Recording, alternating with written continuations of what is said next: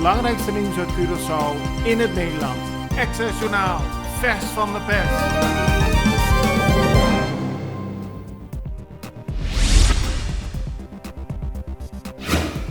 Maar 40% van de scholen op Curaçao heeft internet in de klas. Dat betekent dat bij 60% van de scholen leerlingen geen gebruik kunnen maken van internet tijdens de lessen. Dat zei minister van Onderwijs Citré van Heijdorn gisteren tijdens een vergadering van het parlement. Hij gaf aan dat het proces van digitalisering op Curaçao, dat bijna 9 jaar geleden is ingezet, langzaam verloopt. Tegelijkertijd gaf hij aan dat hij hoopt dat voor het eind van dit jaar alle scholen op Curaçao internet in de klas hebben.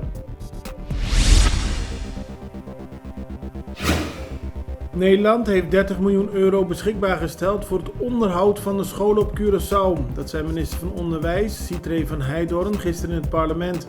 Dat geld kan niet gebruikt worden voor digitalisering van het onderwijs. Volgens hem kost het Curaçao bijna 60 miljoen gulden als we het hele project van digitalisering op Curaçao willen afronden.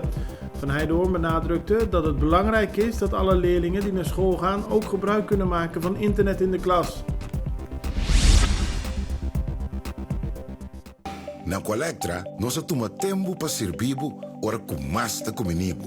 Llama no centro de cliente na telefone 0800-035 de Jaluna para Jabierne voor die setor de mente te com setor de noite para turno serviço nan of patrão cita. Se você traz cita para Chasabra, também por hora. Por escolher para trabalhar, riba aqualectra.com e aproveitar mesora, põe o documento na cerca para visita cerca nós vai mais fácil. Sim, a Colectra su centro de cliente wordt klaar para servir na momento que você comini abo.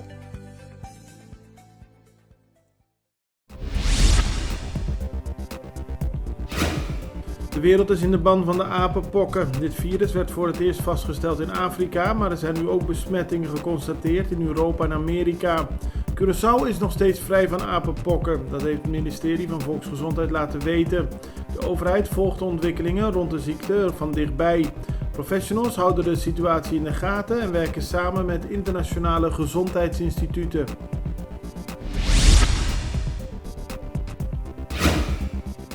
De voormalige panden van het Curaçao-huis aan de Badhuisweg in Den Haag moeten met spoed gerestaureerd worden. Dat heeft de dienst Stadstoezicht van de gemeente Den Haag aangegeven. De slechte toestand van de panden zou een gevaar op kunnen leveren voor langslopende voetgangers. De panden staan sinds 2014 leeg. Toen vertrok de destijds gevolmachtigde minister Marvin Wiels met haar ambtelijk apparaat naar een pand aan de Prinsengracht.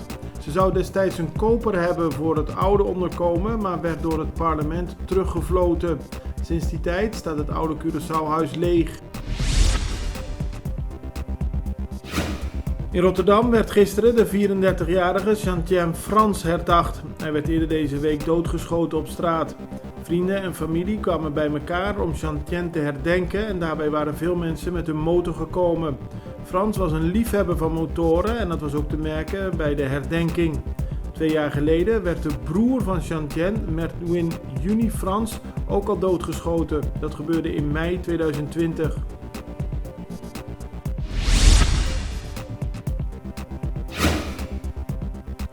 Veilig Verkeer Curaçao roept de overheid op om het onkruid langs de wegen van Curaçao aan te pakken. Volgens voorzitter Riglen Christina is de situatie langs verschillende wegen zeer gevaarlijk voor voetgangers. Het gaat onder meer om de middenberm van de Emancipatie Boulevard. Mensen kunnen niet meer oversteken omdat het onkruid zo hoog is gegroeid dat er geen doorgang meer mogelijk is. Daarom moeten mensen omlopen en dat zorgt weer voor gevaarlijke situaties op de wegen.